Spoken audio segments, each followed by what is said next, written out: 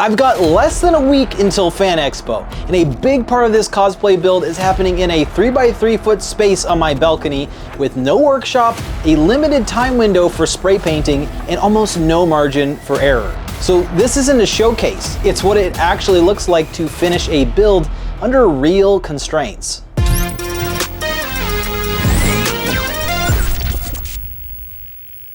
The last couple of days have been a real rush to get armor pieces finished.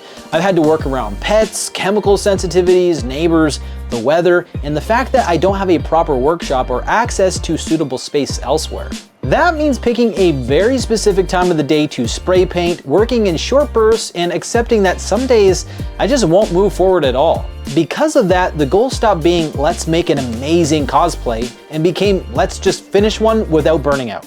At this point, a lot of the major armor pieces are finished. I've got the helmet, neck guard, upper and lower chest armor, hip and skirt armor, and the pauldrons all printed, painted, graphite rubbed, and sealed with the first coat. The process has been pretty consistent. Primer, sanding, a few coats of aluminum spray paint, and then a graphite powder rub and sealer. It's not fast, but it's reliable, and that consistency is what keeps everything moving forward. The workflow itself is pretty straightforward, but it's also really unforgiving. One issue I keep running into is getting drips whenever I seal the pieces. I'm pretty sure the sealer is building up on my gloves and then transferring back onto the armor, which wasn't really obvious until I started ruining surfaces. When you're working in short windows and tight spaces, little mistakes like that turn into big time losses, because fixing them costs more time than you actually have. At a certain point, you also have to let go of ideas that you like. With a hard deadline, not everything survives. Finishing means accepting what you have instead of endlessly chasing what could be better. What's left at this point is mostly assembly and a few big decisions about where to simplify. A lot of the armor will likely be connected using Chicago screws and leather straps. That way everything is adjustable, repairable, and I'm not permanently locking myself into bad decisions. The sword is another major piece that I still need to work on. The model itself is done, but it still needs to add a way to access the battery and install LEDs. I wanted to go deeper and learn custom electronics, but with this timeline, I'm using a small power bank that already fits the scale that I need and has a nice button to use to turn it off and on.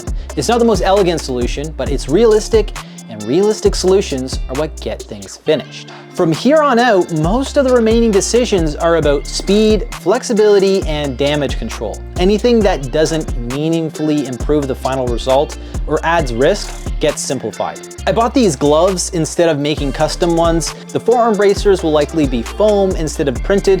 They're faster to make, more forgiving, and easier to wear all day. The pants are low priority at this point, so I don't need to sew them, I'll probably just buy them, and the shoes will likely be simple plates rather than a full 3D printed build. The only real unknown left is the arm chainmail. The cowl is already handled, but for the arms, I'm still deciding between printing something lightweight or finding a faster substitute. At this stage, every choice is about solving problems the fastest, least fragile way possible, and not chasing ideal solutions. This whole build has been about working within time limits. Time, space, tools, and energy. Realistically, a 3-week cosplay isn't going to look like a 3-month or 6-month build, and that's fine. The goal was never perfection. It was always showing up to the con in a finished cosplay that represents my current skill level without burning out. A lot of that came down to prioritizing, simplifying, and being honest about what actually mattered at this stage. And I'll share how it all turns out at FanExpo.